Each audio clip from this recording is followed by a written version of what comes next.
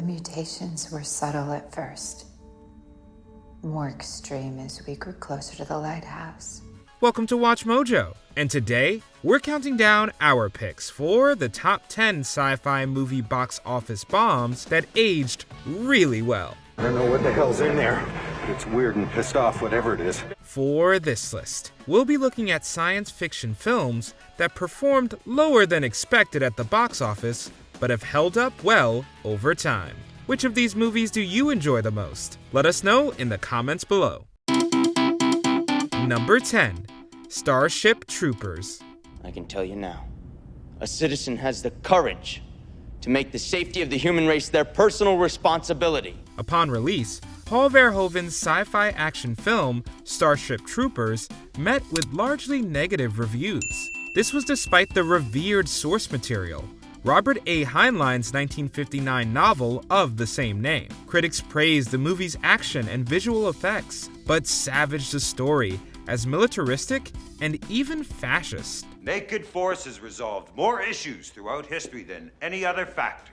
The contrary opinion, that violence never solves anything, is wishful thinking at its worst. While it grossed a somewhat respectable $121 million at the box office, it had an inflated budget of $105 million. However, it's now seen as something of a cult classic that satirizes jingoism and the military-industrial complex, topics that are just as relevant today as they were in 1997, maybe even more so. This is for all you new people. I only have one rule. Everyone fights. No one quits. You don't do your job, I'll kill you myself. Do you get me? We get you, sir! Number 9. Gattaca. A thoughtful biopunk film, Andrew Niccol's Gattaca used its futuristic setting to comment on contemporary fears around technology. We were just wondering if it's good to just leave a few things to chance. You want to give your child the best possible start. Believe me, we have enough imperfection built in already. The movie still looks amazing thanks to its Oscar-nominated art direction, and its themes regarding fate and destiny are both universal and timeless. For the genetically superior, success is easier to attain, but it is by no means guaranteed. After all, there is no gene for fate. It is also deeply interested in the concept of eugenics, which is even more relevant today thanks to huge advances in genetic engineering. Unfortunately, Gattaca was a massive bomb at the box office, grossing a mere $12.5 million against its $36 million budget. I was never more certain of how far away I was from my goal than when I was standing right beside it. Number 8. Under the Skin. Loosely based on Michel Faber's novel, Jonathan Glazer's provocative film was never destined to be a box office success, despite the presence of Scarlett Johansson. Not from here. Where are you from? I'm from Czech Republic. Why are you in Scotland? I just wanted to get away from it all. It's just not one of those movies. Even with a relatively small budget of about $13 million, Under the Skin still bombed, with a worldwide gross of just $7 million. It is still a divisive film, but those who love it really love it, lauding its outsider perspective of human existence. People want me up. How? They're ignorant. The movie received widespread praise for its haunting atmosphere, disturbing and elusive story, and Johansson's incredible performance. Those who never got around to seeing it owe it to themselves to check it out. They will be rewarded with one of the best sci-fi films of our time. You have a handsome face. Aye, thanks a lot, cheers. You think I'm pretty? Aye, you're gorgeous. Do you? Aye, definitely. Good. Number 7. The Blob. This is an experiment in biological warfare, or hadn't you noticed? That organism is potentially the greatest breakthrough in weapons research since man split the atom. Director Chuck Russell blames the commercial failure of his film on poor marketing and an overcrowded summer. The Blob was released on the weekend of August 5th, 1988, when movies like Cocktail, Who Framed Roger Rabbit, and Die Hard were also playing in cinemas. The result was a disappointing box office gross of just $8 million, on a $10 million budget. It only opened in 8th place. Mom, we're in a hurry. We're gonna go bowling with Anthony. And then to the movies. What movie? Well, Garden Tool Massacre. It's your basic slice and dice. However, Russell's remake of the original 1958 film is a quality horror flick. It's well made, surprisingly funny, and contains a lot of nasty special effects that will please even the bloodthirstiest horror fans. It's arguably one of the greatest horror remakes out there. The thing on that man's hand killed him, and then it killed Paul. And whatever it is, it's getting bigger. Number 6, Dark City. The strangers. They abducted us and brought us here. This city, everyone in it, is their experiment. Before The Matrix, there was Dark City. Alex Proyas's neo-noir epic is a richly imaginative film that is woefully underappreciated. Critics praised its innovative production design in particular, calling it one of the best sci-fi worlds in recent memory. The movie gleefully mixed elements of horror, science fiction, and film noir, resulting in a fascinating concoction unlike any other. You know something? I don't think the sun even exists in this place. Not only have the effects aged considerably well, but elements of its identity can be found in other movies, including in Inception, which it directly influenced. Despite its quality, the movie was a box office bomb, grossing just $27 million on a budget of roughly the same amount. There is no ocean, John. There is nothing beyond the city. Number 5, Edge of Tomorrow. Warner Brothers clearly had a lot of faith in Edge of Tomorrow. Relieving pressure on the Eastern Front, allowing the Russians and Chinese to push the enemy back. We all meet in the middle, exterminating this mimic scourge along the way.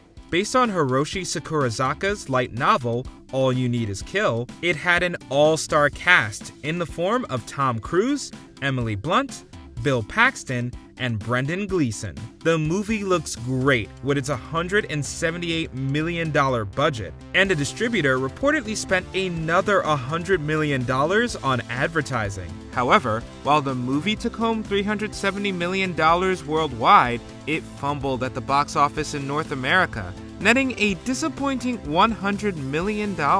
Ideally, I'd prefer a different scenario. Despite this, the movie received widespread praise and remains an entertaining time loop story. People do still have some bones to pick with the ending, but the acting, premise, and visual effects have all stood the test of time. Rush, come find me when you wake up! Number 4, Donnie Darko. Why are you wearing that stupid bunny?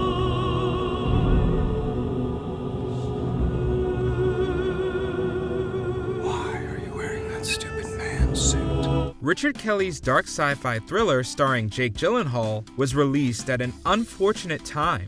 As the story centers around a crashing plane, distributors Pandora Cinema and Newmarket Films were hesitant to market the movie so soon after 9/11. If it fell from a plane, then what happened to the plane? They don't know, Samantha.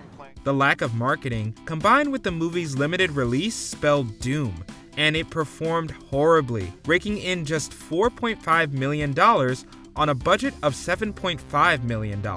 At its widest release, Donnie Darko was playing in just 58 theaters. Fortunately, strong word of mouth and subsequent re-releases eventually made Donnie Darko a cult classic, as did the Michael Andrews and Gary Jules cover of Mad World. When people run in circles, it's a very, very mad world. Number 3, The Thing.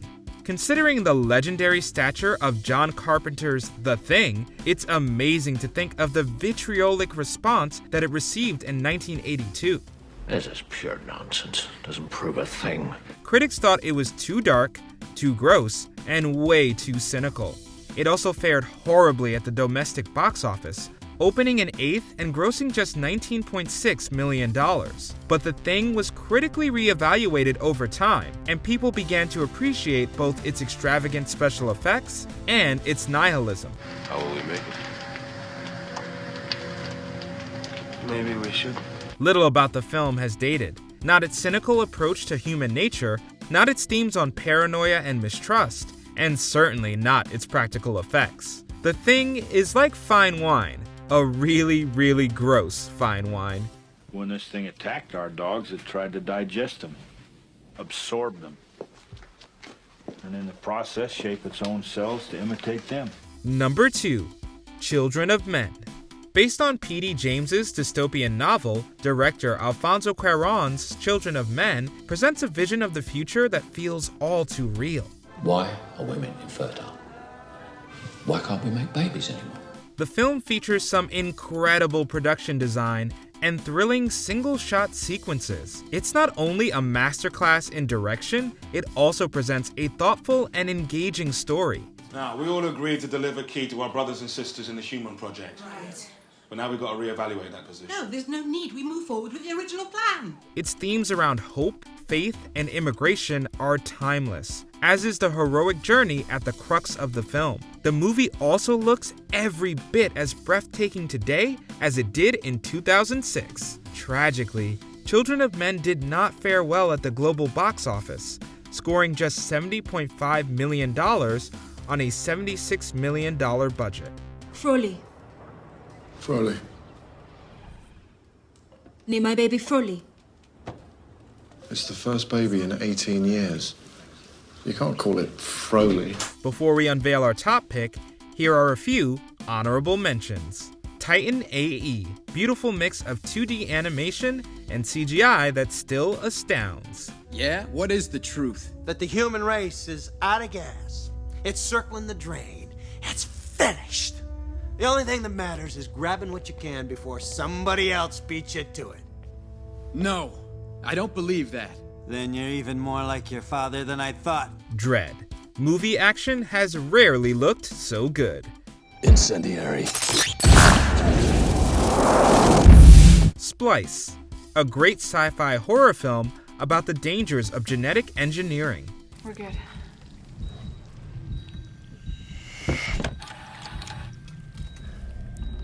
No physical discrepancies. It's perfect. It's just perfect. Annihilation. A thought-provoking movie about grief and self-destruction. The mission statement is to reach the supposed source of the shimmer, the lighthouse, enter, acquire data, and return. But I don't think that that's your mission statement. Before we continue, be sure to subscribe to our channel and ring the bell to get notified about our latest videos. You have the option to be notified for occasional videos or all of them. If you're on your phone, make sure you go into your settings and switch on notifications. Number 1. Blade Runner. Need you, Dex. This is a bad one. The worst yet. I need the old Blade Runner. I need your magic. Many reasons have been given for Blade Runner's initial commercial failure. Some think it was the theatrical version of the movie itself, as studio interference famously resulted in unnecessary voiceover narration and an upbeat ending. Some think it was poorly and incorrectly marketed as an action movie. Not very sporting to fire on an unarmed opponent. And some think it was released at a bad time, with other movies like E.T. and Star Trek II hogging the spotlight. Regardless of the reason, fail it did, grossing just $23 million during its initial theatrical run. But thanks to the passage of time and a much-needed director's cut, Ridley Scott's Blade Runner is now regarded as one of the best sci-fi movies ever made. Its legacy is undeniable, including the magnificent sequel, Blade Runner 2049. I had your job. I was good at it. It was simpler then. Did you enjoy this video? Check out these other clips from WatchMojo, and be sure to subscribe and ring the bell to be notified about our latest videos.